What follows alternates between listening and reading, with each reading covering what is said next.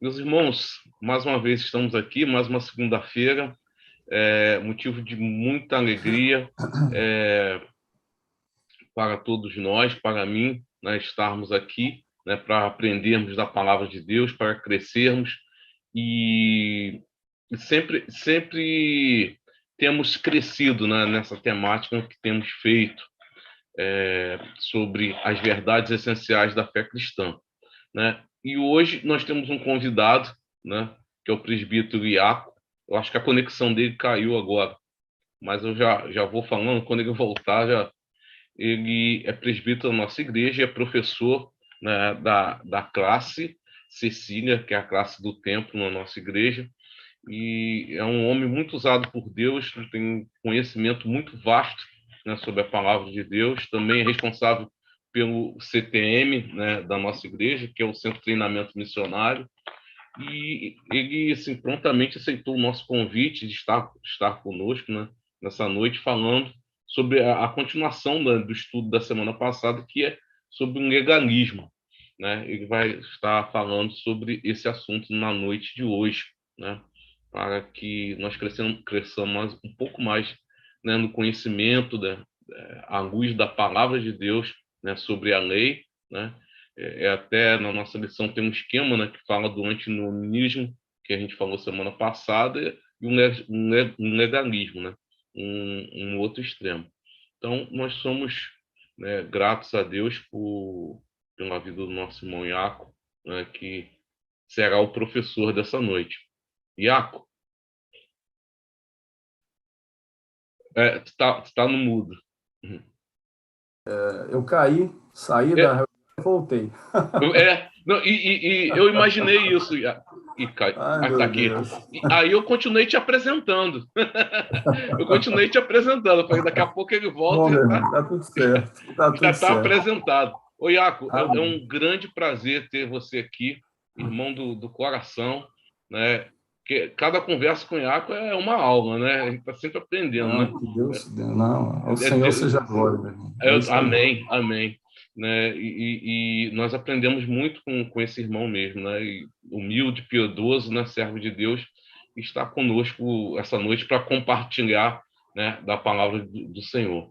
Então, vamos iniciar. Vou pedir à nossa irmã Elisete que esteja orando para que o Espírito Santo esteja iluminando as nossas vidas, iluminando a vida do nosso irmão presbítero Iaco. Senhor, Deus amado, nós te agradecemos, ó Pai, por esse dia. Obrigado, Senhor. Te agradecemos, Senhor, porque estamos aqui reunidos em Teu nome, Senhor, Amém, para Senhor. aprendermos mais da Tua palavra, Senhor. Amém, Senhor. Te pedimos, Senhor, a Tua bênção, Senhor. Amém, Pedimos Senhor. que Tu estejas conosco, alargando, Senhor, nossos horizontes. Pedimos, Senhor, que Tu sejas com o nosso irmão Iaco, que vai nos Amém, conduzir Senhor. agora nesse estudo, para que possamos, Senhor, realmente aprender, Senhor, e praticarmos tudo aquilo que aprendermos de Ti nas nossas vidas, no nosso dia a dia. Fica conosco, Senhor, nos abençoe e proteja-nos, em nome de Jesus. Amém. Amém. Amém, Senhor. Amém, Deus. Irmãos, boa noite, né? É muito bom estar na classe Logos, né, e poder compartilhar um pouco assim da verdade das Sagradas Escrituras com todos vocês, né? Eu queria transmitir as saudações dos meus irmãos da classe do Templo, que participam junto com vocês dessa luta em prol do Evangelho, principalmente nesses últimos dias, que são os dias que nós vivemos. Na classe do Templo, a gente está estudando escatologia e o estudo do Apocalipse. Esse é o tema.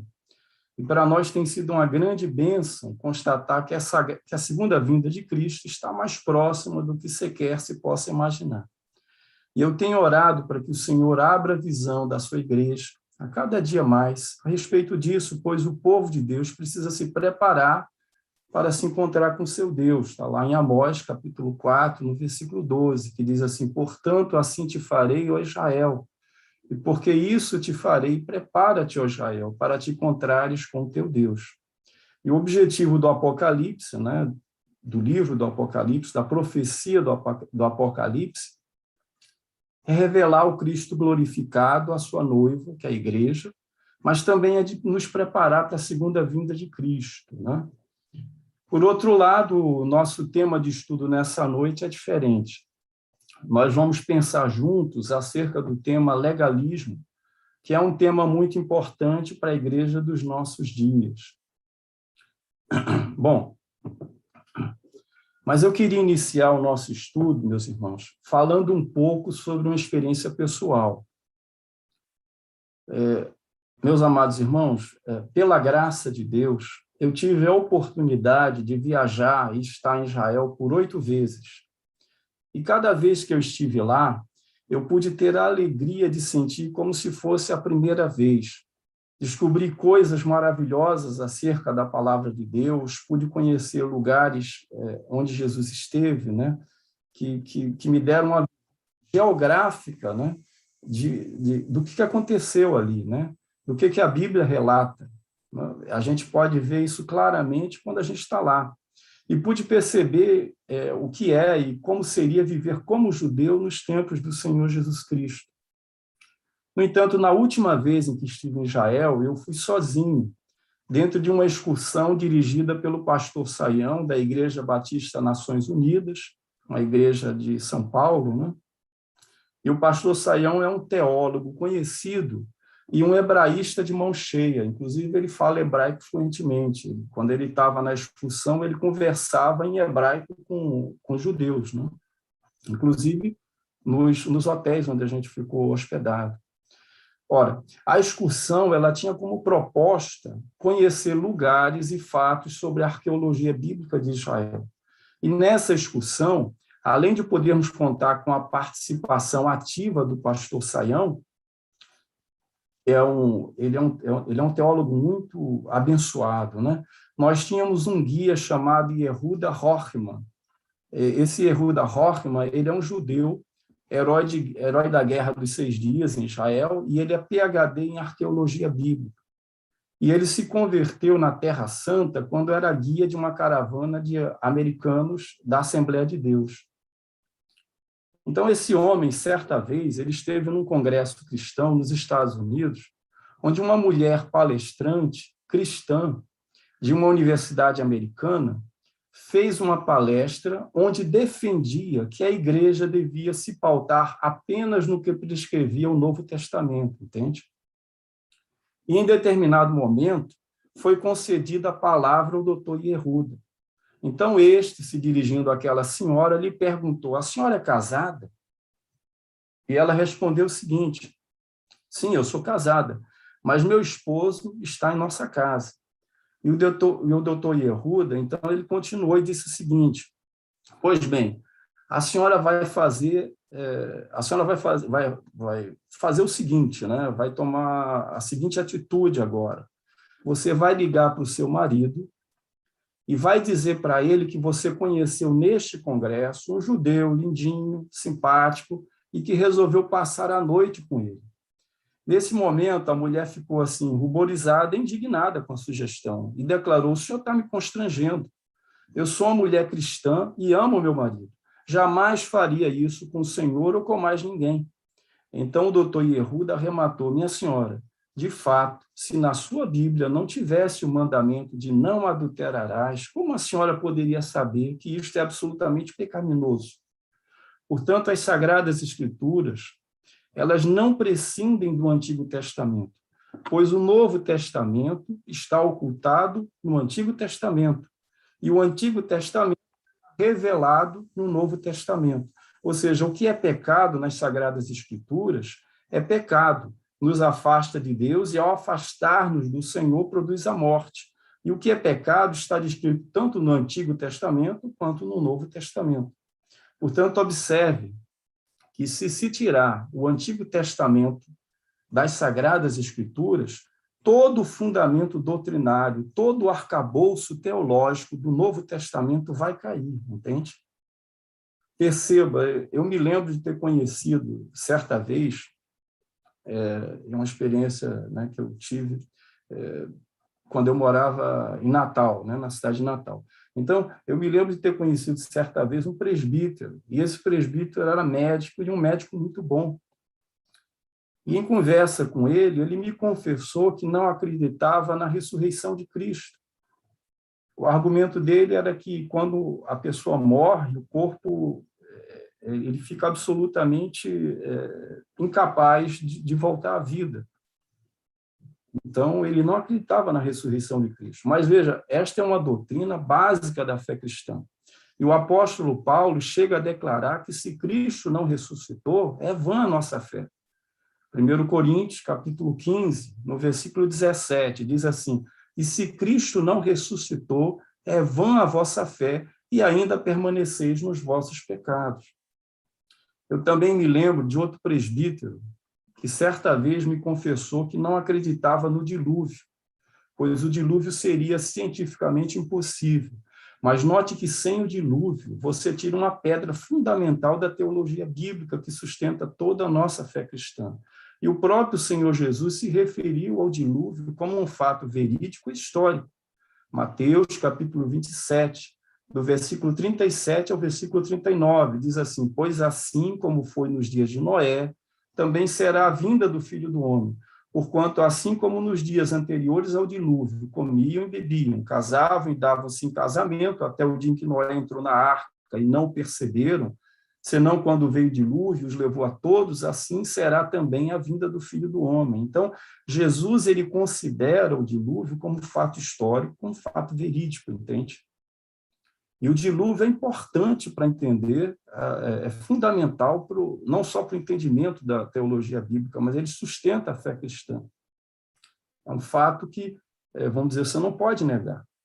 Portanto, se você tirar, irmãos, isso é importante entender, se você tirar eu também, né? Se nós tirarmos, né, qualquer fato bíblico descrito no Antigo Testamento, ou mesmo desprezarmos apenas uma parte dele, a nossa fé em Cristo será inexoravelmente prejudicada, o que pode, mais adiante, colocar em risco a nossa fé na obra salvífica do Senhor Jesus Cristo.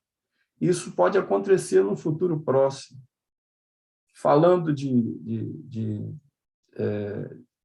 de oficiais de outras igrejas, eu conheci um diácono de uma outra igreja que não é presbiteriana. Eu falei da presbiteriana assim porque a gente é presbiteriano, a gente fica mais fácil de entender, né?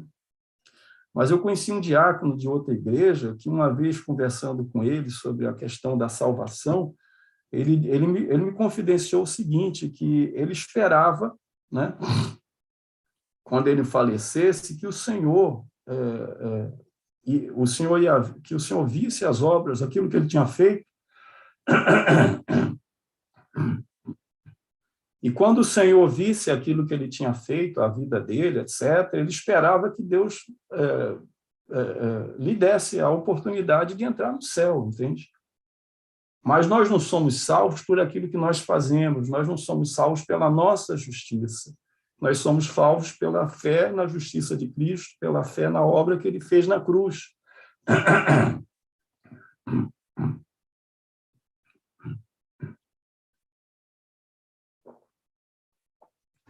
Então, as Sagradas Escrituras, elas nos ensinam que o testemunho do Senhor Jesus é o espírito da profecia, o que significa que as Sagradas Escrituras como um todo apontam para o Senhor Jesus Cristo como Senhor e Salvador. E quando eu falo das Sagradas Escrituras como um todo, que a Bíblia se refere a isso, nós estamos falando do Antigo e do Novo Testamento. Ou seja, lacunas de Deus como um todo vão colocar lacunas na nossa fé, pois abrem brechas no arcabouço teológico da fé, por onde pode entrar o engano. E essa é a ação do inimigo das nossas almas. Existe um muro, irmãos, que nos protege do engano, e esse muro é a verdade. Mas a verdade, que é a base de tudo, né, ela gera a fé que vem pelo ouvir a palavra de Deus. E como é que uma brecha no muro da verdade acontece? Quando entra a dúvida em relação à verdade, com relação à verdade que existe, que é descrita nas Sagradas Escrituras. E essa dúvida, ela gera incredulidade. Então, uma pedra no muro da verdade que nos protege é retirada. Então, fica uma pequena brecha. Mas essa pequena brecha é ali que Satanás vai trabalhar, que o inimigo das nossas almas vai trabalhar para aumentar essa brecha, entende? E essa brecha, que uma vez que ela vai aumentando, ela vai comprometer o muro todo, entende? Então, Satanás trabalha procurando aumentar essa brecha, trazendo mais incredulidade. A incredulidade é a falta de fé. Ora, a fé é o escudo que nos protege da influência do mundo, dos valores do mundo. E mais ainda, a vitória que vence o mundo é a nossa fé. Portanto, não podemos negligenciar nenhuma parte e nenhum fato das Sagradas Escrituras. Apocalipse, capítulo 19, no versículo 10, né? Descreve aquela visão a visão de João, né? E aparece aquele anjo, mostrando aquelas coisas todas para João, e João, então, faz o que está escrito em Apocalipse, capítulo 19, versículo 10. Prostrei-me ante os seus pés para adorá-lo. Ele, porém, me disse, vê, não faças isso. Sou conservo teu e dos teus irmãos que mantêm o testemunho de Jesus. Adora a Deus, pois o testemunho de Jesus é o espírito da profecia. Então, isso tem que ficar sempre na mente da gente. O testemunho de Jesus é o espírito da profecia. O testemunho da palavra, o testemunho de Jesus é o espírito da profecia, e a palavra de Deus, toda ela é profética, entende? Ora, note que nós estamos sempre nos referindo à sã doutrina, que é o Evangelho do Senhor Jesus Cristo. Mas é fato, e o Senhor Jesus nos advertiu acerca disso, que principalmente nos últimos dias, que são os dias em que vivemos, surgirão falsos profetas e falsos cristos no meio da sociedade em que vivemos, e mais particularmente no seio da igreja. Lembrando que nem todo o que me diz Senhor, Senhor, o que diz Senhor, Senhor, né, entrará no reino dos céus, entrará no reino de Deus, mas sim aquele que faz a vontade do Pai que está nos céus. Mateus, capítulo 24, no versículo 24, o Senhor Jesus, instruindo os seus discípulos, ele diz assim, porque surgirão falsos cristos e falsos profetas, operando grandes sinais e prodígios para enganar, se possível, os próprios eleitos. Mateus, capítulo 7, no versículo 21, o Senhor Jesus é categórico, nem todo que me diz Senhor, Senhor, entrará no reino dos céus, mas aquele que faz a vontade de meu Pai que está nos céus.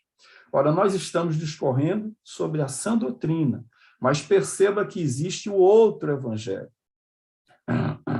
acerca do qual o apóstolo Paulo advertiu aos Gálatas que eles deveriam considerar como anátema. Anátema significa maldição, né? E por que eles deveriam considerar esse outro evangelho como anátema? Porque esse outro evangelho não é sã doutrina, não é a sã doutrina do evangelho do Senhor Jesus Cristo. Gálatas, capítulo 1, versículos 8 e 9, diz o seguinte, mas ainda que nós, ou mesmo um anjo vindo do céu, vos pregue evangelho que vá além do que vos temos pregado, seja anátema, quer dizer, maldição.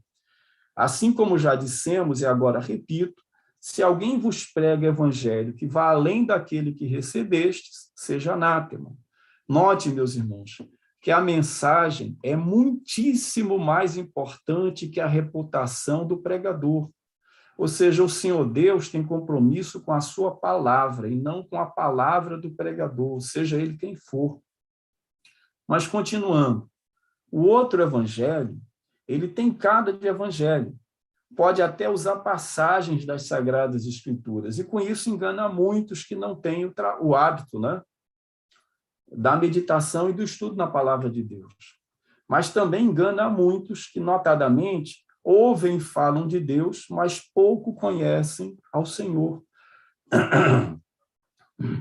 Às vezes são pessoas que estão em busca de bênçãos, são pessoas que estão em busca de uma experiência com Deus, em busca do sentir, mas note que isso não produz firmeza espiritual na vida delas.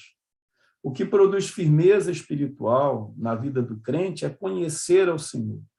Conhecer ao Senhor, ter intimidade com Ele, e isso através da palavra de Deus, que nos revela seu Filho amado, o Senhor Jesus Cristo. E dessa forma, muitos querem a bênção, mas não querem o abençoador, entende? Então, essas pessoas que querem a bênção e não querem um abençoador, essas pessoas elas não são, de fato, pessoas cristãs, elas ainda não têm uma experiência pessoal com o Senhor. Então, elas estão sujeitas a ouvir e aceitar o outro evangelho, que tem cara de evangelho, que pode até usar passagens das Sagradas Escrituras, mas não é a sã doutrina do evangelho do Senhor Jesus Cristo. O caso de Israel com o bezerro de ouro é clássico para ilustrar esse importante fato, né? Absolutamente necessário para que vivamos em fidelidade ao Senhor, ou seja, receber as bênçãos do Senhor na vida, ver milagres de Deus acontecer, não é suficiente para se andar e se manter no caminho do Senhor, que é Cristo. Você veja que o povo de Israel ele viu milagres no deserto. Ele viu os sinais do Senhor lá no Egito, em favor dele, do povo de Israel. E ele foi liberto do Egito, ele passou pelo meio do Mar Vermelho, mas quando ele chegou na frente do Monte Sinai, vendo a glória de Deus descendo ali sobre o monte, eles fizeram um bezerro de ouro e adoraram esse bezerro de ouro e caíram na prostituição e na imoralidade. Então, é preciso ter intimidade com o Senhor para ter firmeza espiritual e ter intimidade com o Senhor é ter intimidade com as Sagradas Escrituras. Eu falei muito sobre isso, irmãos, na última live que fiz no YouTube. Se os irmãos forem lá, os irmãos vão entender melhor isso, que está bem explicadinho, né? Mas, veja, as 4 disciplinas espirituais do crente, eles ajudam muito a levar o crente a uma vida de santificação, o que significa andar no Espírito, né? Vale ressaltar. As 4 disciplinas, como os irmãos bem sabem, são a oração, a meditação na palavra de Deus, o jejum e a vigília. E tudo isso produz consagração e vigilância na vida do crente. Mas, nesse ponto, eu queria salientar que esse outro evangelho, que não é sã doutrina, é o evangelho apresentado pelos falsos profetas, pelos falsos cristos, pois tem em seu cerne o espírito do anticristo. Bom, nesse momento, vale a pena analisar algumas características comuns do outro evangelho nas suas mais diferentes versões, nas suas mais diferentes facetas, né? Veja que o outro evangelho, que é anátema ou maldição para o homem, né, tem algumas características relevantes que precisamos entender e destacar. Em primeiro lugar, o outro evangelho utiliza textos das Sagradas Escrituras isolados dos seus contextos, ou isolados das Sagradas Escrituras como um todo. Por exemplo, o evangelho segundo Allan Kardec, que é o evangelho usado no Espiritismo, é um exemplo disso, entende? Eles usam textos separados do contexto. Por outro lado, o surgimento desse outro evangelho, que não é sã doutrina, que não é palavra de Deus, pode ser visto de modo declarado desde o início da história do homem, segundo descrito em Gênesis, capítulo 3, do versículo 4 ao versículo 6. Note que os fundamentos de todas as religiões não cristãs do mundo estão descritas nesse texto sagrado, que é Gênesis, capítulo 3, do versículo 4 ao versículo 6. Ou seja, a reencarnação, né? Por exemplo, né? Quando o diabo diz a Eva, certamente não morrereis. O engano é que as pessoas não morrem, elas reencarnam. A Bíblia diz, aos homens está ordenado morrerem uma só vez, vindo depois disso o juízo. Está lá em Hebreus, capítulo 9, no versículo 27. O esoterismo, né? Esoterismo. Quando o diabo diz a Eva, os seus olhos serão abertos, os seus olhos seriam abertos. O engano é que os seus olhos serão abertos para uma nova realidade espiritual que você jamais poderia imaginar. A penumbra, porém, que vem com o esoterismo é uma penumbra que conduz à morte. E a Bíblia diz, nem olhos viram, nem ouvidos ouviram, nem jamais penetrou em coração humano o que Deus tem preparado para aqueles que o amam. Está em 1 Coríntios, capítulo 2, no versículo 9. Ou seja,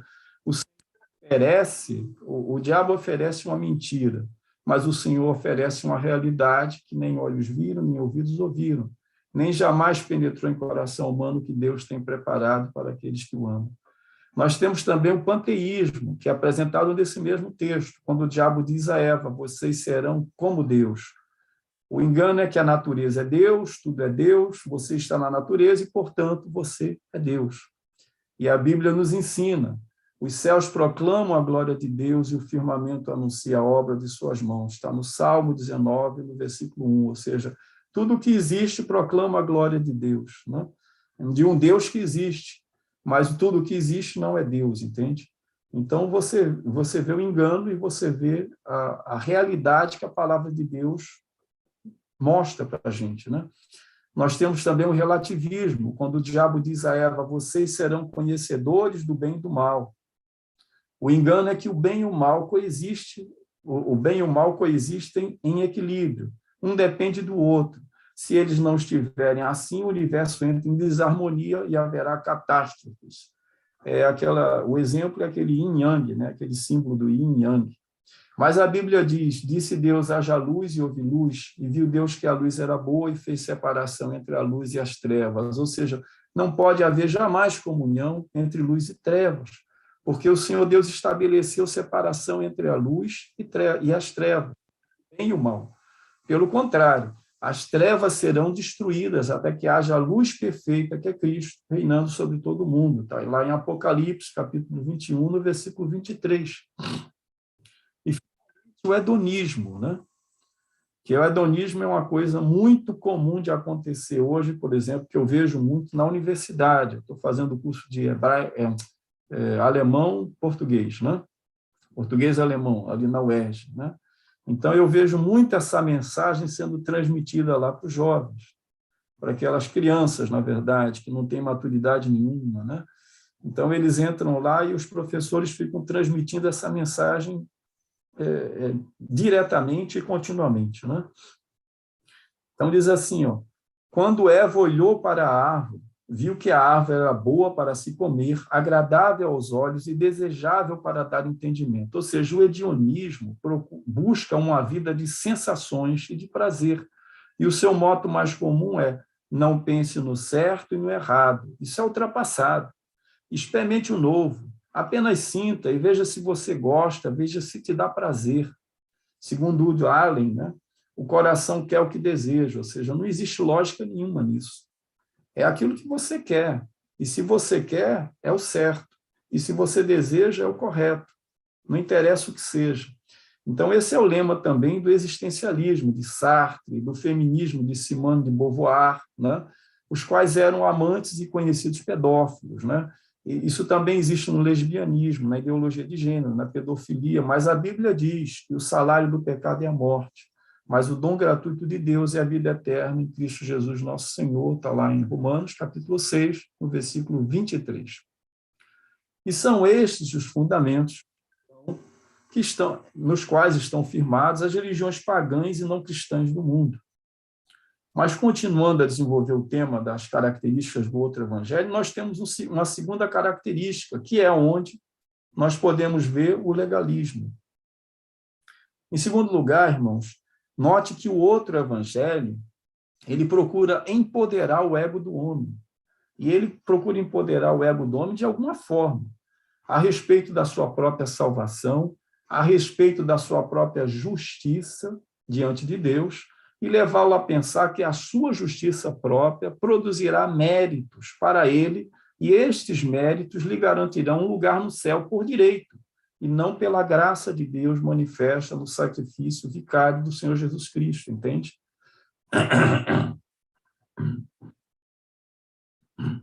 Então, uma outra característica desse outro evangelho é que ele procura empoderar o ego do homem a respeito da sua própria salvação. Ele procura dizer para o homem que o homem é o tal, que o homem ele tem justiça, e que essa justiça própria dele vai produzir mérito. E quem tem mérito, né, não precisa pedir licença a ninguém, não precisa de nada, porque ele tem mérito próprio, né? Pelas próprias ações dele, né? Ele tem direito, né, de ter um lugar no céu. E aí se esquece da graça de Deus manifestada no sacrifício vicário do Senhor Jesus Cristo. Veja que este era o pensamento e a questão fundamental que o jovem rico levantou para o Senhor Jesus Cristo a esse respeito. né? Quando você vai lá no texto de Marcos, nós vamos ler esse texto agora, então, Marcos, capítulo 10, no versículo 17 em diante, diz assim: E pondo-se Jesus a caminho, correu um homem a seu encontro, e ajoelhando-se, perguntou: Bom mestre, que farei para herdar a vida eterna? Respondeu-lhe Jesus: Por que me chamas bom? Ninguém é bom senão um que é Deus. Sabe-os os mandamentos: Não matarás, não adulterarás, não furtarás, não dirás falso testemunho, não defraudarás ninguém, honra teu pai e tua mãe. Então lhe respondeu: Mestre, tudo isso eu tenho observado desde a minha juventude. E Jesus, fitando o amor, e disse: Só uma coisa te falta. Vai, vende tudo que tens, dá-o aos pobres, e terás um tesouro no céu. Então vem e segue-me. Ele, porém, contrariado com essa palavra, retirou-se triste, porque era dono de muitas propriedades. Então Jesus, olhando ao redor, disse aos seus discípulos: Quão dificilmente entrarão no reino de Deus os que têm riquezas. Esse é um texto que nos leva a pensar muito nessa questão exatamente do legalismo. Veja que esse jovem, irmãos, ele levanta uma questão, e essa questão é fundamental para o entendimento do texto. A questão era: que farei para herdar o reino dos céus? Ou que farei eu de bom, né, para herdar o reino dos céus? Ora, esse jovem já tinha herança na terra. Era um jovem muito rico, do ponto de vista material, ele tinha riqueza, ele tinha posição, e além do mais, além dele ter riqueza e posição no meio onde ele vivia, né, na terra de Israel, ele era um jovem religioso. Ele tinha uma religiosidade, ele procurava a justiça que está na lei para a sua salvação, né? Mas ele tinha um desejo, e o desejo dele era um desejo de prudência. Ele queria garantir a sua herança no céu, ou seja, ele era rico na terra, mas ele queria ser rico no céu. Engraçado, se você for estudar um pouco do judaísmo, você vai ver que o rico no judaísmo ele é considerado duplamente abençoado, porque o rico ele tem condição não somente de servir a Deus através do seu dízimo, né? Do seu dízimo e dar mais oferta, né, para a obra de Deus, mas ele tinha também a condição de servir ao seu próximo mais diretamente, porque ele tinha a sua riqueza. E tanto usar a riqueza para dar dízimo, para dar oferta para a obra de Deus, quanto usar a riqueza para abençoar o seu próximo, tudo isso no judaísmo gera mérito para a pessoa, né? E esses méritos para a pessoa, vamos dizer assim, ajudam a pessoa a entrar no reino dos céus, né? Então, esse jovem tem essa visão. Ele queria garantir a sua riqueza também lá no céu, ele queria garantir a sua herança no céu. O problema era que ele não entendia nada acerca da riqueza espiritual, pois a riqueza espiritual, ser rico para com Deus, importa em ter a Deus como seu maior tesouro. E o Senhor Jesus ensinou a respeito disso, quando ele diz lá, em Mateus, capítulo 6, no versículo 24, diz assim: Não podeis servir a dois senhores, porque ou há de aborrecer-se de um e amar ao outro, ou se devotará a um e desprezará o outro. Não podeis servir a Deus e às riquezas. Então, o Senhor Jesus ele ensinou a respeito disso. Não podeis servir a dois senhores, não podeis servir a Deus e às riquezas, que nas Sagradas Escrituras, riquezas é um ídolo. É chamada de mamon. Note que as riquezas, chamadas de mamon nas Sagradas Escrituras, é um ídolo na vida de muitas pessoas, ou seja, devemos colocar as riquezas a serviço do Senhor, e não as riquezas como Senhor das nossas vidas. Perceba que todos os patriarcas, Abraão, Isaque, Jacó, todos eles eram ricos, e eles usaram a riqueza a serviço do Senhor e da sua vontade para as suas vidas. Mas voltando à questão do outro evangelho, né? Esse outro evangelho, essa segunda característica do outro evangelho, ela nos fala sobre que ele procura empoderar o ego humano com relação à salvação e a justiça própria do homem diante de Deus.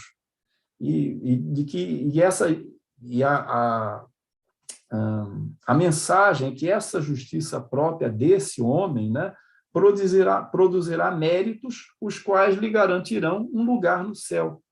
Isso é basicamente o que a gente chama de legalismo. Vamos, então, nesse momento, analisar o que as Sagradas Escrituras nos ensinam sobre o legalismo no Novo Testamento. Note que na Bíblia hebraica, né, ela é chamada de Tanakh. Ela contém exatamente todos os livros que nós temos na Bíblia cristã no Antigo Testamento. Mas ela traz uma disposição dos livros do Antigo Testamento diferente, entende? Do que nós temos na nossa Bíblia cristã. Em termos de grupamento dos livros da Tanakh, principalmente a Bíblia hebraica, né? Que é a Bíblia hebraica, nós temos 3 grupamentos de livros. O primeiro grupo é o Pentateuco, que na Bíblia hebraica é chamada de Torá.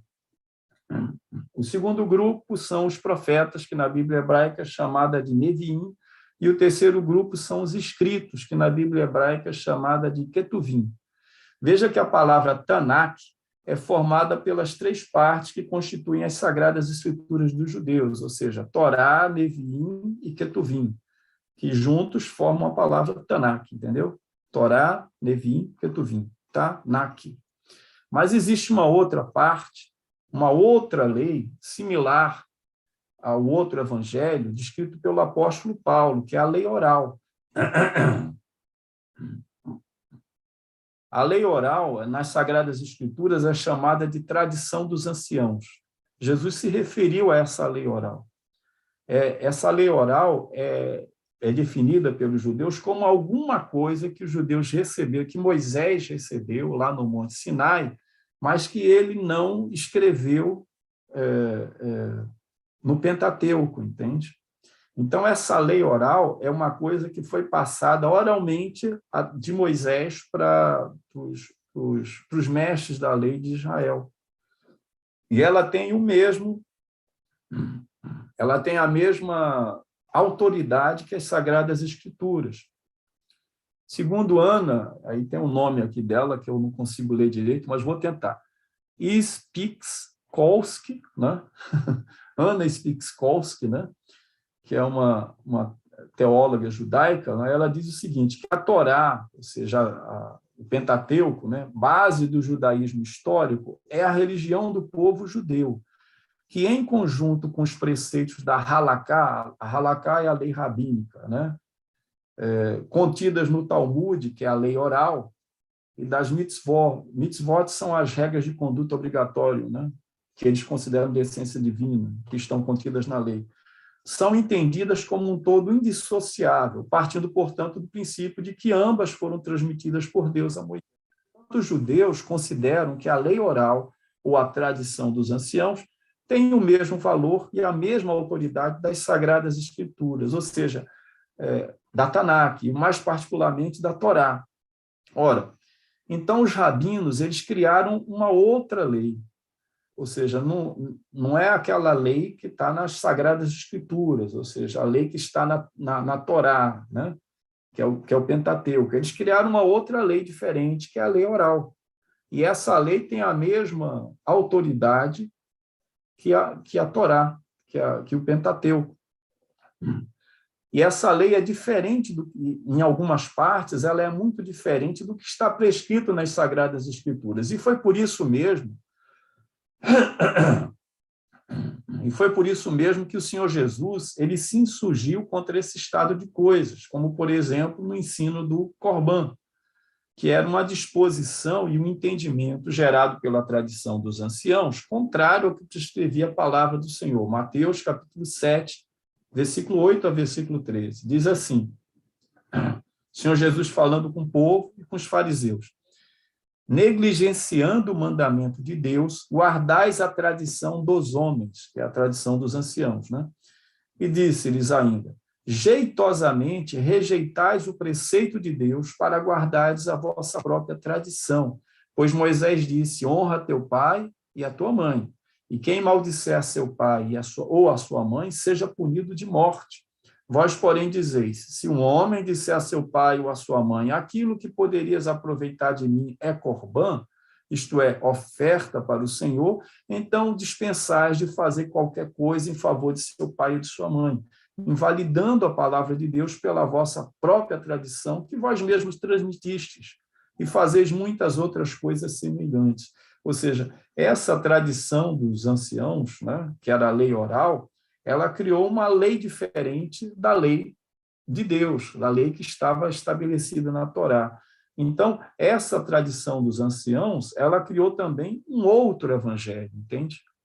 E esse outro evangelho é que vai causar problemas mais na frente. Quando você chega, quando a igreja é formada, esse outro evangelho vai trazer, vamos dizer, vai tentar entrar dentro da igreja com essas tradições, com esses pensamentos.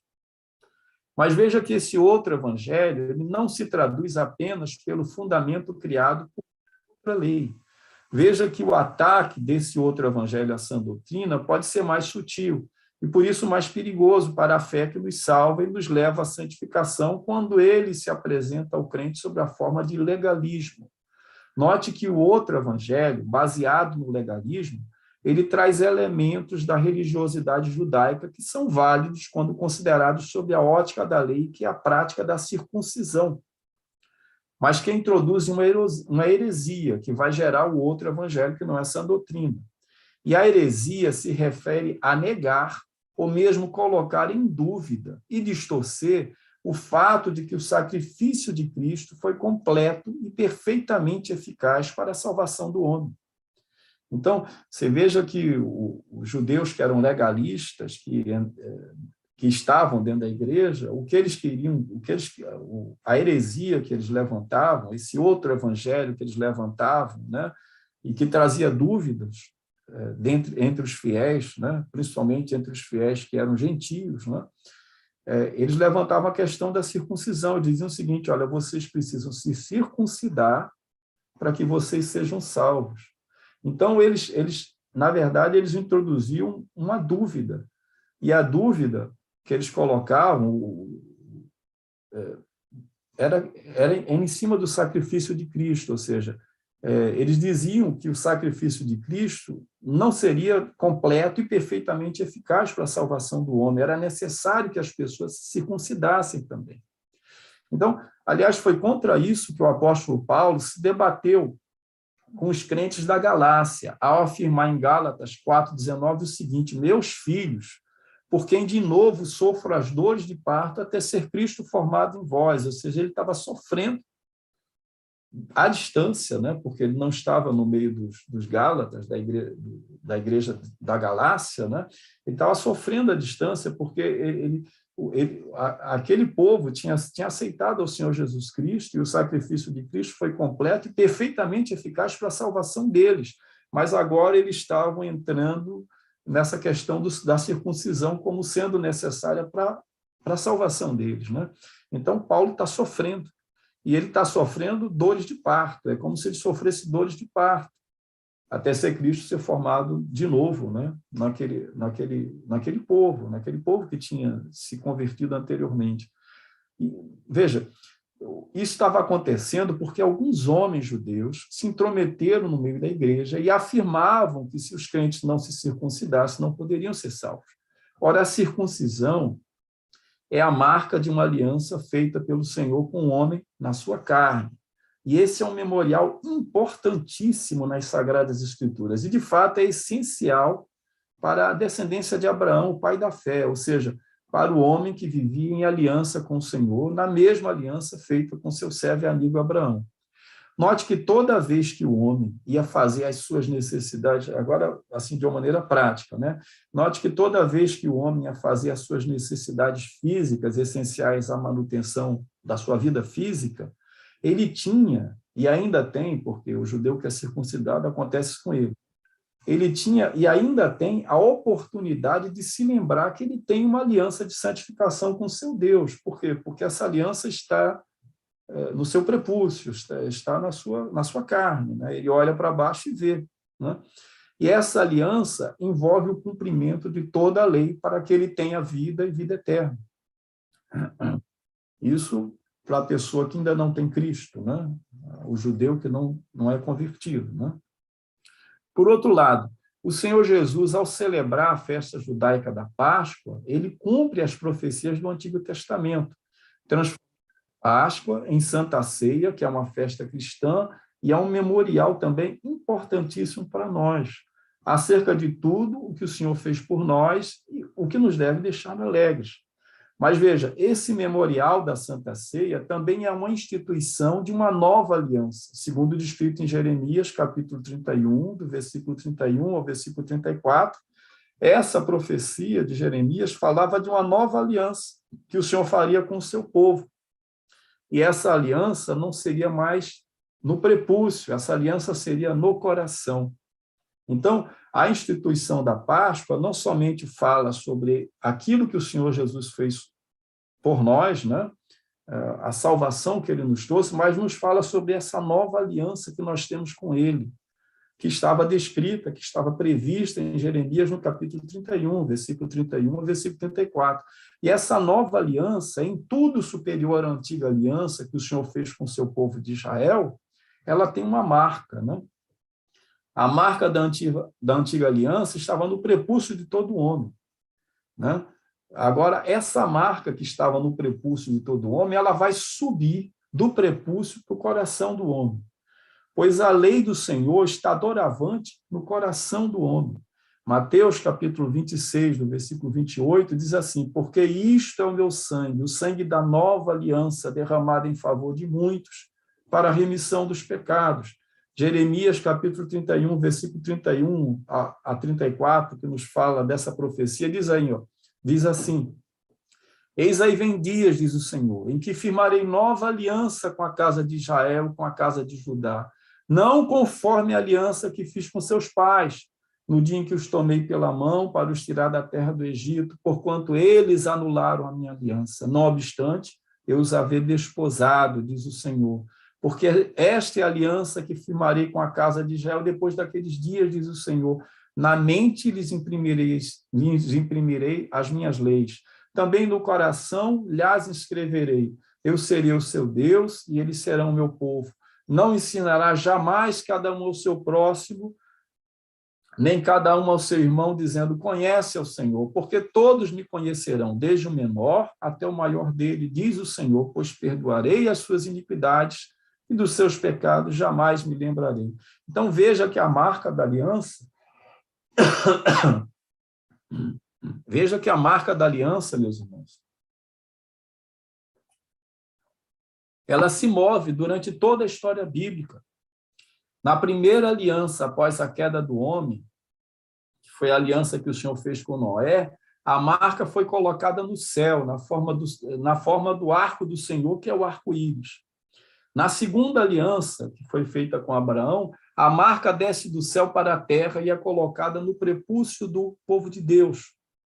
Mas na terceira aliança, que é a nova aliança, a marca sobe do prepúcio do povo de Deus para o coração dos homens, para o mais íntimo do seu ser. Ou seja, amados irmãos, nós temos uma marca. Todos nós, como cristãos, nós temos uma marca. E essa marca está dentro, no mais íntimo do nosso ser. Que marca é essa? É o selo do Espírito Santo que está em nós e que habita em nós. Essa questão da circuncisão, ela existe na nossa vida, como existia na vida do povo de Israel, só que de uma forma muito mais superior, de uma forma muito mais íntima, de uma forma muito mais efetiva e eficaz, porque a marca está dentro de nós, a marca está no nosso coração e é o selo do Espírito Santo que está em nós e habita em nós. Note, irmãos, que a marca do Espírito Santo dentro de nós era o sonho dos profetas e dos reis do Antigo Testamento. O rei Davi, após o seu pecado com Batseba e contra Urias, seu esposo, arrependido, ele suplica ao Senhor no Salmo 51, no versículo 11: não me repulses da tua presença, nem me retires o teu Santo Espírito. E o Espírito Santo, ele não estava nele como está em nós. Ele não morava dentro de Davi como mora nas nossas vidas, entende? ele vinha sobre Davi, mas ele não ficava Davi como fica na gente. Então, a nossa geração é uma geração privilegiada, meus irmãos. A nossa geração é uma geração que está, vamos dizer assim, a geração dos últimos dias. Logicamente, os desafios dos últimos dias são muito maiores que os desafios dos dias anteriores, né? Mas é uma geração privilegiada. Portanto, o crente tem a mesma marca da aliança que o povo de Israel tinha, só que de uma forma infinitamente superior em relação ao objetivo pretendido, qual seja o de santificação e amor ao Senhor e amor ao próximo, né? Nós somos santuários do Espírito Santo, vivemos no Espírito e também andamos no Espírito. Portanto, o legalismo, ele exalta a lei acima da graça de Deus. Mas veja que mesmo sob o regime da lei, a salvação do homem, o perdão dos pecados, operava pela graça de Deus, uma vez que havia sempre a necessidade do cordeiro substitutivo, que era sacrificado no altar do holocausto, para que o homem fosse justificado. E o homem era justificado naquele ato sangrento pela fé no sacrifício substitutivo proporcionado pelo cordeiro em seu lugar, e não pelas obras de justiça que ele tivesse praticado. Ou seja, desde o Antigo Testamento, a graça de Deus era o elemento-chave para a compreensão da mensagem do Senhor ao seu povo. Por que o Senhor Jesus sofria tanta oposição dos escribas e fariseus? Ora, tudo era uma questão de paternidade, como descrito em João capítulo 8, versículo 44. Mas, de uma forma mais direta, o Senhor Jesus trazia o ensino do espírito da lei, ou seja, ele ensinava os seus discípulos com a autoridade da palavra de Deus, e a palavra de Deus era ele mesmo. Ele interpretava a lei com a autoridade de quem é a palavra de Deus encarnada. João capítulo 8, no versículo 44, Jesus falando com os judeus, ele explicou por que aqueles judeus que não criam nele, por que aqueles judeus não criam, né? Ele diz assim: vós sois do diabo, que é o vosso pai, e quereis satisfazer-lhe os desejos. Ele foi homicida desde o princípio, e jamais se firmou na verdade, porque nele não há verdade. Quando ele profere mentira, fala do que ele é próprio, porque é mentiroso e pai da mentira. Então, a questão da oposição dos escribas e fariseus a Jesus, do fato de eles não entenderem a mensagem do Senhor, do fato de eles não aceitarem como Messias, apesar de todos os sinais que ele fez, que só o Messias faria, era uma questão de paternidade. Conta-se que, em determinada época, houve um concurso numa rádio americana em que se premiaria a pessoa que melhor conseguisse ler o Salmo 23. Então, muitos candidatos se apresentaram, e no meio deles apresentou-se um senhor de idade. Ora, os candidatos, em sua grande maioria, eram grandes oradores, conheciam a técnica da retórica, mas, ao final, o prêmio foi dado para aquele senhor de idade que absolutamente não conhecia nenhuma técnica relativa à oratória. E o comitê do concurso foi, então, questionado: por que o senhor de idade foi o vencedor? Os outros candidatos não demonstraram maior preparo? E os membros do comitê explicaram: todos demonstraram conhecer o Salmo do pastor, mas o senhor de idade demonstrou conhecer o Senhor do Salmo. Entende? É a diferença. E a mesma coisa quando pensamos na mensagem do Evangelho, ou seja, é preciso conhecer o Senhor do Evangelho, que é revelado nas Sagradas Escrituras como um todo, para se ter a sã doutrina. E quando você tem intimidade com o Senhor do Evangelho, você não é levado por nenhum vento de doutrina, conforme descrito em Efésios capítulo 4, no versículo 14, porque é o Espírito Santo quem te unge, quem te guarda e quem te guia. Efésios capítulo 4, no versículo 14, diz assim: para que não sejamos como meninos, agitados de um lado para outro, levados ao redor por todo o vento de doutrina, pela artimanha dos homens, pela astúcia com que induzem ao erro. E dessa forma, meus irmãos, nem antinomismo, nem legalismo, mas é na sã doutrina que devemos firmar a nossa fé e onde devemos permanecer, mesmo em meio a um mundo tão conturbado como o que temos hoje.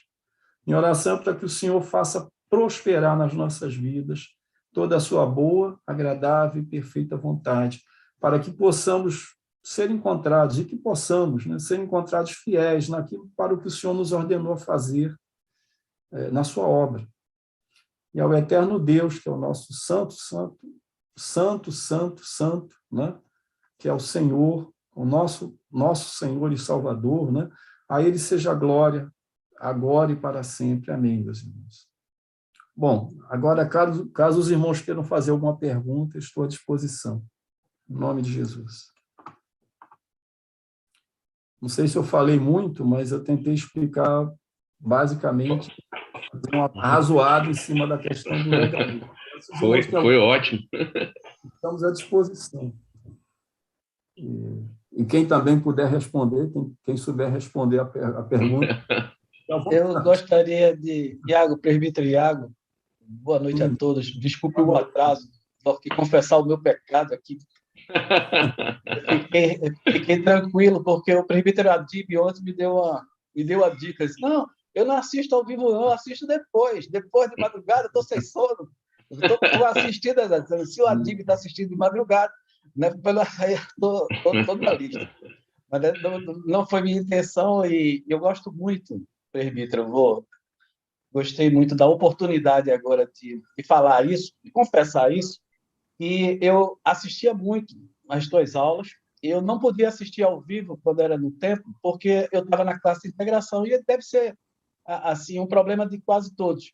A gente quer assistir a aula do Iago, mas a gente está o Will estava na classe da mocidade, eu estava na integração, então eu sempre assisti às tuas aulas na classe do templo, e graças a Deus pela vida do irmão, que se dedica, que se esmera, né, em estudar a palavra e transmiti-la com fidelidade, com objetividade, né, com a perfeição. Mas eu queria dizer ao irmão também que não só no Zoom, mas no YouTube a gente tem 6, tinham 7, o Zé Amaro deu uma saída, 7 irmãos também participando lá no YouTube conosco, e uma irmã, inclusive, de Minas Gerais, né, o Will cumprimentou também. Seja bem-vinda, minha irmã. A minha tia Iraci, irmã da minha irmã Irene Aquino, que está ali, ela está em São Paulo, ela está aniversariando hoje, né? E é bênção também na nossa classe. De modo que é uma alegria, né, tê-lo conosco, o presbítero Iago, né? E espero, sinceramente, que tenha sido produtivo. Eu peguei na metade para frente, que eu peguei, foi muito bom. Não sei, eu vou assistir o resto da metade para trás gravado. Né? Mas você Isso é uma tem boa, em mim um admirador. Amém. O Iaco, até aproveitando dentro desse assunto, né, tem muitos pessoas, né, cristãos, irmãos, que são muito apegados a regras, né, assim, estipulação de regras, deve fazer isso, pode fazer isso, né? Tem pessoas que falam assim, não, o meu pastor não deixa, o meu pastor deixa, né? E sempre à procura dessas bulas, né, para seguir a sua vida cristã. Seria isso também, nos dias de hoje, um tipo de legalismo, né, aplicado dentro da vida cristã? O que você acha? Eu acho, assim, já está perguntando o que eu acho, né? Então, eu vejo, sabe, irmão, que existe realmente, por exemplo, quando eu era mais jovem, adolescente, às vezes a gente ia para umas reuniões de oração e tinha umas senhoras que eram assim, usavam coque, né, que tinham aqueles vestidos mais longos, né, e era, vamos dizer assim, era a regra de costumes da igreja dela, né. Isso talvez, eu vejo alguma validade nisso, entende? Mas eu vejo uma validade nisso no sentido assim de se a pessoa está fazendo aquilo para, vamos dizer assim, amar mais do Senhor. Mas eu não vejo uma validade naquilo como uma garantia de que a pessoa vai ser mais santa, entende? Então a gente tem que tomar cuidado com isso, nesse sentido, né? E aquilo não garante que ninguém vai para o céu, ou seja, o que garante que a gente vai para o céu é a nossa fé, né? É o fato da gente ter nascido de novo, através de uma experiência com Deus que é pessoal, que veio no nosso encontro, nós fomos ao encontro dele, então a gente esse encontro de nós, das nossas vidas com o Senhor, através da, como diz, com a palavra de Deus, que diz que nós devemos aceitá-lo como Senhor das nossas vidas para que ele se torne o nosso Salvador, é que faz toda a diferença na vida do homem, né? Então, isso aí não quer dizer... Eu não sei se eu respondi ao irmão, a questão do irmão. A gente Sim, respondido. regras na igreja. Pode até ter regras na igreja. Ou seja, por exemplo, eu fui membro de uma igreja que as pessoas podiam ir para a igreja de bermuda e de chinelo. Entendeu? E é uma igreja presbiteriana. Não tem problema nenhum, entendeu? Desde que, entendeu?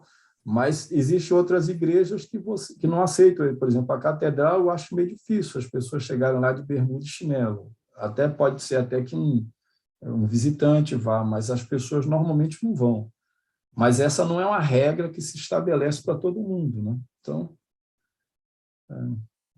né?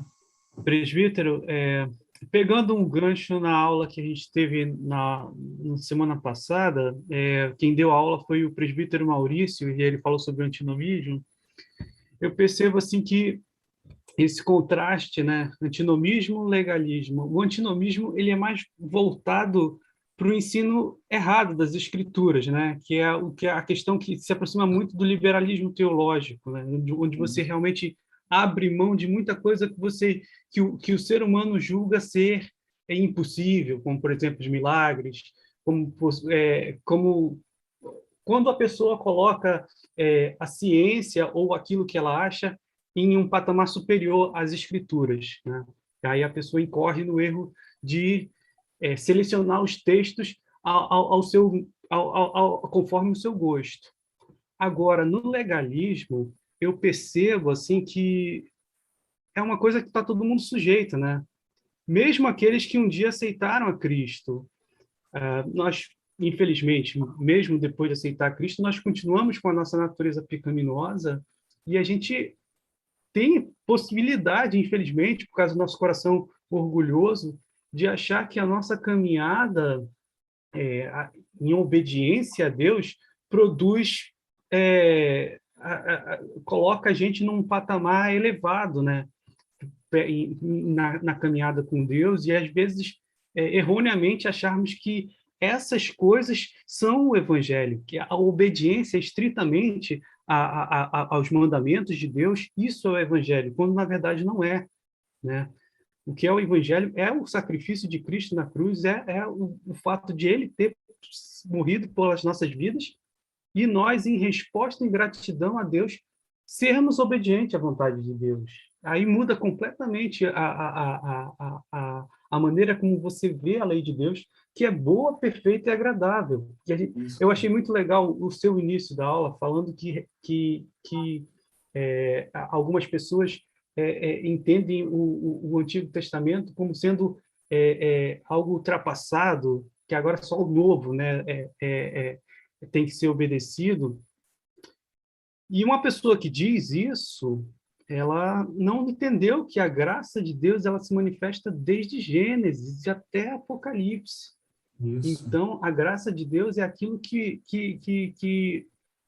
a maneira como Deus tem se manifestado ao homem, ele tem se mostrado um Deus gracioso, pronto para salvar o homem, só que o homem acaba idolatrando a si mesmo o tempo todo. Então, por isso ele cria esses artifícios.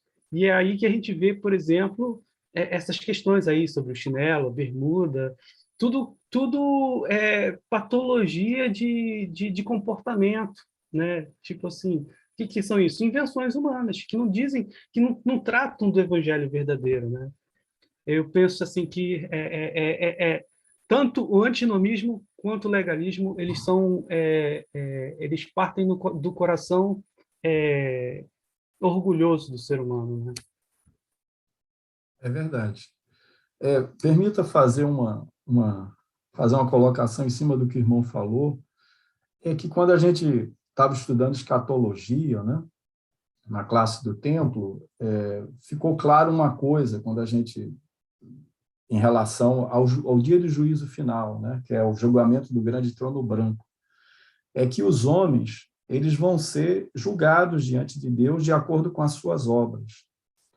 Os ímpios vão ser julgados para condenação e os justos vão ser julgados. O julgamento dos ímpios vai ser um julgamento retributivo. E o julgamento dos justos vai ser um julgamento remunerativo, ou seja, para galardão, né?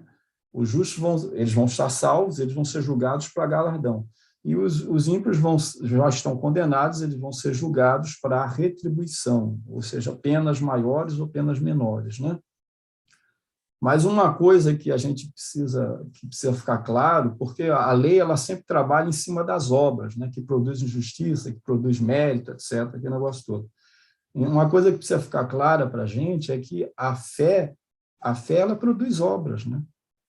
Se você anda com Deus, se você anda em comunhão com o Senhor, comunhão íntima com o Senhor, isso vai produzir obras na sua vida.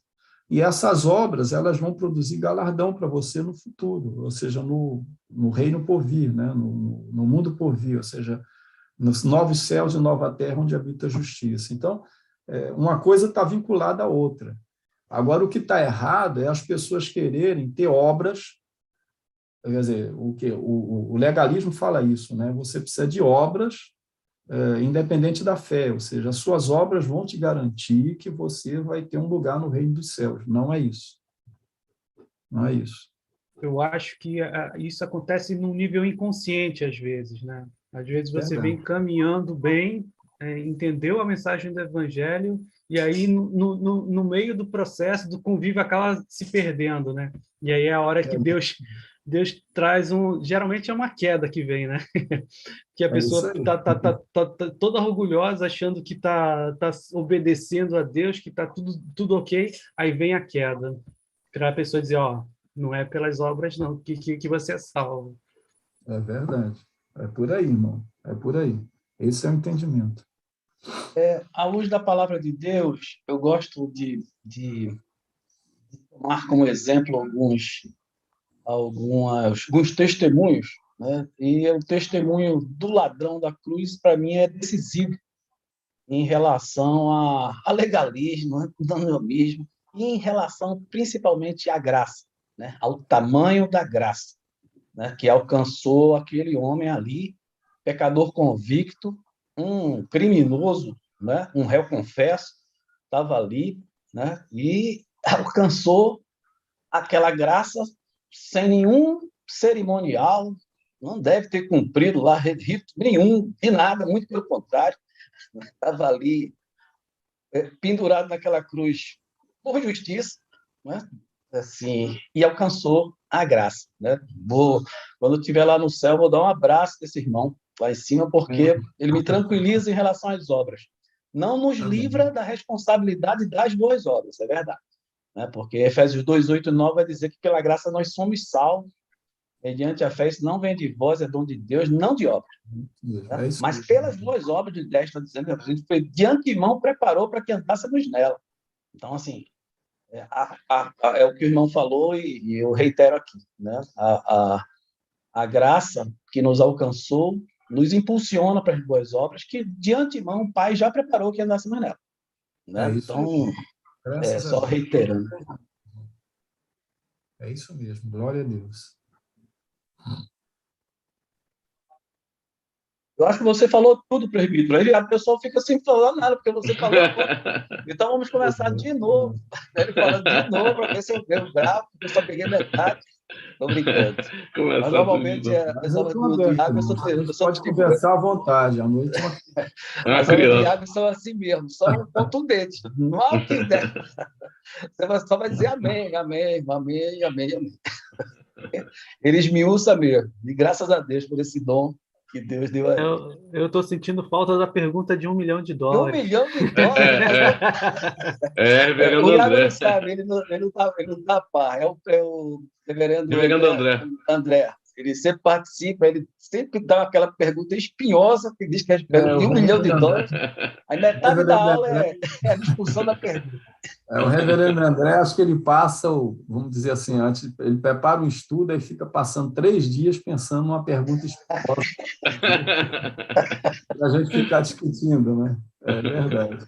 Ele me confidenciou que não é para derrubar professor, não, mas ele querendo, ele vai e derruba. Ele gosta de provocar um rebuliço, né? Com certeza provoca. Mas faz bem, muito mas bom. faz bem. Mas é isso, Provocação boa. É, provocação boa mesmo. a santa provocação. Mas as mulheres não falaram nada. As mulheres, por favor, quietinho. nada, nenhuma manifestação feminina, nada.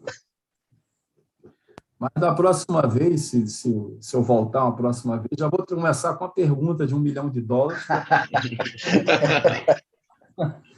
Porque o assunto foi tão bem explicado que não deu mais para pergunta. É verdade. Tá, fica pensando, né?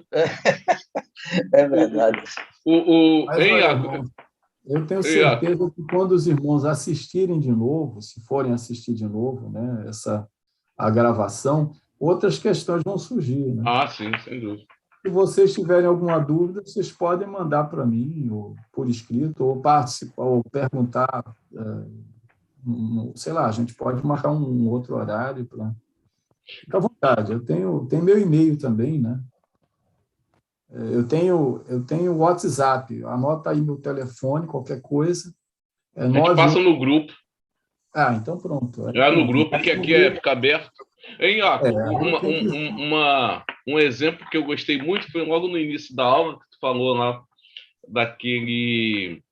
Não sei se era o guia que trabalhava junto com o pastor Guilherme. Yehuda Hoffman. Yehuda Hoffman. Yehuda é Josué, né? Josué, Yehuda Hoffman. Eu gostei, assim, é interessante porque é a visão de um judeu, né? Agora convertido, é uma visão bastante contundente, né?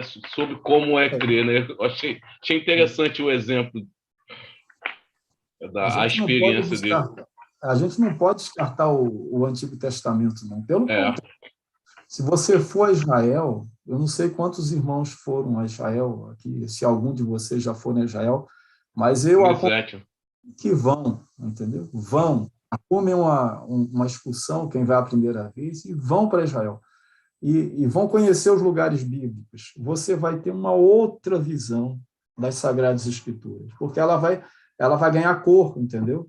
E não só cor, ela vai ganhar geografia, porque você vai ver os lugares, você vai entender por que Jesus saía de um lugar para o outro, como que ele fazia. Aquelas cidades que estão descritas na Bíblia são muito próximas umas das outras, entende? Então, você vai aprender muito e vai crescer muito espiritualmente. Então, eu aconselho os irmãos, e já é um lugar seguro, viu? Não acredite no que a imprensa diz, não. É um lugar seguro, é um lugar muito bom. E abençoado, né? Vocês vão gostar muito, se forem, né? Inclusive, vai sair agora eu ouvi falar que vai sair uma caravana com o reverendo Hernandes, né? Foi o reverendo André disse que vai com ele. Inclusive, me confidenciou que vai nessa caravana para Israel. Não sei como é que está esse arranjo. Mas quem tiver interesse, o problema é que está muito caro, né? O dólar está quase R$5, né? Passou de 5. Esse é o problema. Então, mas fora isso, vale a pena. Quem tiver oportunidade, puder, eu recomendo que vá. Bem, por se tratar de uma caravana, de repente a gente pode ir caminhando aqui. Eu acho que a Juliana queria falar. Ela colocou a mão no microfone. Juliana? Fica à vontade. Tá mudo, Ju. Tá mudo. Ela tá sem microfone. Ela tá sem microfone. Quer escrever? Escreve, Ju. Não? Fica à vontade, se quiser escrever. Bem, meus irmãos, Will, mais alguma consideração? Não. Acho que já tá. A gente já conseguiu bastante. A gente conseguiu bastante conteúdo nessa aula. Eu acho, maravilhoso. Como bem falaram aí, ele falou tanto que a gente A gente só absorveu. Podia ficar ouvindo a noite inteira, né? É verdade. Não cansava. Ô, Mari, seja bem-vinda. Bom te ver aqui. Obrigada, querido. Obrigada. Tudo bem com o irmão? Tudo bom, graças a Deus, tudo bem. Glória a Deus, glória Amém. a Deus. Falando aí sobre Israel, eu falei, meu microfone estava fechado. Eu falei, isso é meu sonho de consumo, mas é um preço muito exorbitante, né? É para poucos. Por enquanto, né? Por enquanto. Por enquanto. Iago, eu não sei se você vai confirmar isso, foi um testemunho de um irmão que eu obtive, foi antes da pandemia, a gente estava até programando, eu estava com minha esposa, meus pais, não sei se é verdadeiro isso, mas a Igreja Universal aí na Avenida Suburbana, ela tem, salvo engano, a segunda maior maquete de Israel do mundo, né? Eu não sei se isso é verdadeiro. E eles promovem lá visitas, né, guiadas, um preço, acho que era 10, 15 reais, você passa lá 2 horas, são 700 metros quadrados, né? Assim, eu não vi, tá? Foi a pessoa que me falou, não sei se isso é verdade, mas como entrou pandemia e tudo, eu desisti. Eles falaram, assim, a estratégia era essa, era classificar a embarcação e ter algo para dar mais aí, justamente na final. Dá para observar que a zona... Eu acho que alguém estava com a televisão ligada. Eu pensei que ele estava respondendo, mas não. E o Iago também estava esperando. Estamos todos esperando. Vai falar aí. Eu não vi essa maquete lá da Universal, não. Mas lá em Israel, no Museu de Israel, tem uma maquete monstruosa da Jerusalém dos tempos de Jesus. E ela, inclusive, ela é uma maquete que ela tem proporção, sabe? Então, cada centímetro daquela maquete equivale a tantos metros. Ela é toda tinha, entendeu? Então deve ser verdadeiro, porque ele disse que era a segunda maior maquete do mundo, porque ela só perdia para quem estava em Israel, nem sabia que era de Israel. Eu estou falando que, assim, só para a gente ter um gostinho, porque esperar o dólar baixar um pouquinho é difícil. A pandemia também não para. Por enquanto... Eu moro aqui perto dessa Universal. Vou dar um pulo lá, então. Vou dar um pulo lá. Dá uma olhada lá para a gente, Will. Tem uma moça chamada Aline, não sei se os irmãos já ouviram falar dela. É um site no YouTube. É um vídeo. Ela emite... É um canal. É um canal. Israel com a Aline. Israel com a Aline. Vale a pena, viu? Porque ela mostra os locais bíblicos e ela é brasileira, né? Judia, mas ela tem, eu fico assim, eu parado muito por ela, porque ela tem uma compreensão bíblica do Novo Testamento que é incomum para o judeu, entendeu? Porque o judeu normalmente ele não lê o Novo Testamento, mas ela não somente lê, como ela interpreta de uma maneira assim muito boa, sabe, o Novo Testamento e o Antigo. Então, eu tenho aprendido muito com ela. E ela mostra os locais bíblicos em Israel, em Jerusalém, ela vai a vários locais, ela não só ela mostra a questão do local em si, mas ela fala de arqueologia bíblica, mas de uma maneira assim muito simples de entender, sabe? Então, eu acho que vale a pena, para quem não foi a Israel, assistir os vídeos que ela publica. Israel com a Aline. É bem legal. E ela tem uma outra vantagem, quer dizer, tem uma outra vantagem assim que me faz assim simpatizar muito com ela, é porque ela é a cara escrita da minha filha. Na verdade, se você pegar uma foto da minha filha e colocar, bom, tá aqui, ó, vou mostrar para os irmãos, os irmãos podem até depois constatar. Tá vendo? Essas são minhas duas filhas, né? Se o irmão pegar essa filha de cá, essa daqui, tá vendo? Que eu estou com o dinheiro. Essa minha filha aqui é exatamente igual a Aline. Parecida mesmo, olha. Eu até disse para ela, Aline, eu não sei, mas você parece que é minha filha, porque ela é exatamente igual, entendeu? Então, se vocês forem ver, então, além dela ser uma pessoa assim, que tem um conhecimento bíblico, tem um discernimento da palavra de Deus, ela se parece muito com minha filha. Então, se vocês quiserem conhecer minha filha, é só assistir lá, ver o vídeo da Aline, que ela é exatamente igual. Esse é o ponto, né?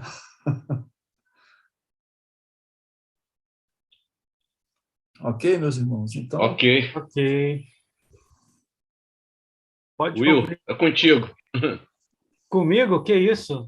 Não, é. E, presbítero Iaco, então, agradeço aí a sua aula. Foi uma bênção para as nossas vidas, né? amém. Pode crer que vai haver outras oportunidades de você estar aqui com a gente, para ministrando uma aula. E a gente agradece muito a sua vida e Deus abençoe cada vez mais o senhor e a sua família. Amém? Amém. Glória a Deus. Amém. Vamos, então, fazer uma oração para encerrar. Amém. Eu vou pedir, então... Quem foi que orou primeiro? Foi você que orou, Denilson, no começo? Foi Elisete. Foi Elisete que orou. Então, ora você, então, Denilson. Amém. Tá bom. Senhor Deus, muito obrigado, Pai, por esses momentos que passamos aqui, Pai. Foi muito bom, maravilhoso estarmos reunidos com irmãos e irmãs, ó Pai, ao redor da Tua palavra, Pai. Louvamos a Ti, Pai, pela vida do Teu servo, presbítero Iaco, nosso irmão, qual Tu abençoas grandemente, Pai, com conhecimento, sabedoria, que compartilha conosco de maneira tão esclarecedora, tão humilde, tão leve. Pai, continua abençoando o teu servo, abençoando a Val, Pai, os seus filhos, sejam com eles, ó Pai, com a sua casa, Pai. Ó Deus, continua abençoando os irmãos que têm essa sede de aprender a tua palavra, nós da classe Logos, os demais irmãos que participam dos grupos de estudo, das outras classes, Pai, continua abençoando o teu povo, Pai, iluminando através do teu Santo Espírito, Pai, que a tua palavra seja cada dia clara na nossa mente, Pai, clara a ponto de vivermos ela, praticarmos no nosso dia a dia, Pai, a tua palavra, Pai. Ó Deus, possamos estar preparados para tudo, Pai, baseados, firmados em Ti, Pai. Te agradecemos pelo dia de hoje, pedimos que continue nos abençoando no decorrer dessa semana, Pai, e que tudo que façamos seja para a Tua glória, Pai. Amém. Em nome de Jesus que oramos. Amém. Amém. Amém. Boa noite, irmãos e irmãs. Boa noite, meus irmãos. Fiquem na paz. Boa